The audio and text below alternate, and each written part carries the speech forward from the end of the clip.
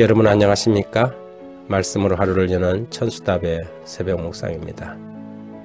믿는 사람도 이런 실수를 할 수 있는가? 라는 제목으로 12장을 묵상합니다. 아브라함이 그의 아내 사레와 조카 롯과 하란에서 모은 모든 소유와 얻은 사람들을 이끌고 가나안 땅으로 가려고 떠나서 마침내 가나안 땅에 들어갔더라. 우리는 아브라함을 믿음의 조상이라고 부릅니다. 그는 마침내 가나안 땅에 들어갔지요. 그런데 어떻게 보면 남자로서 가장 비겁한 모습이 본 12장에 등장합니다. 그것도 가나안 땅에 들어가고 나서 말입니다. 요즘 세대가 되면 딱 이용감인데 그나마 사라의 믿음과 순종이 가정의 평화를 지켜낸 것으로 보입니다. 베드로전서 3장 6절에는 사라가 아브라함을 주라 칭하여 복종한 것 같이 너희가 선을 행하고 아무 두려운 일에도 놀라지 아니하므로 그의 딸이 되었느니라.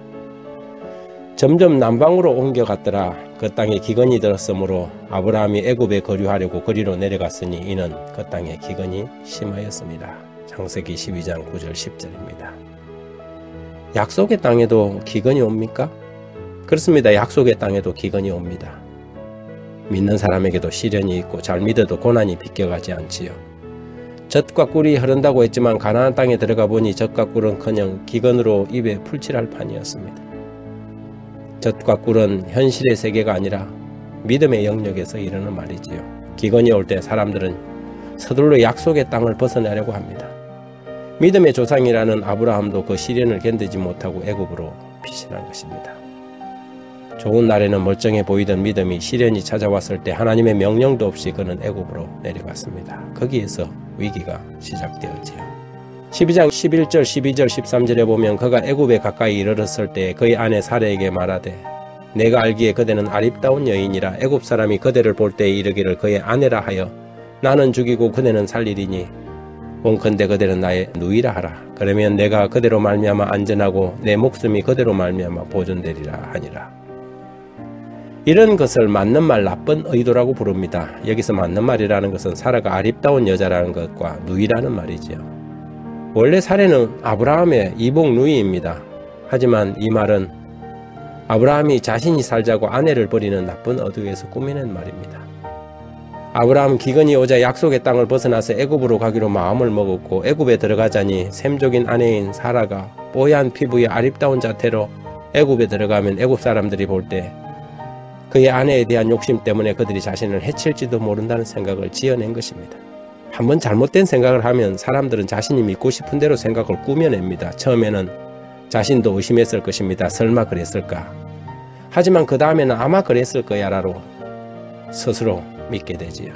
그리고 그 다음에는 그랬을 이유를 찾기 시작합니다. 말도 안 되는 이야기를 꾸미고 마침내 그렇게 확신해버리는 것이지요.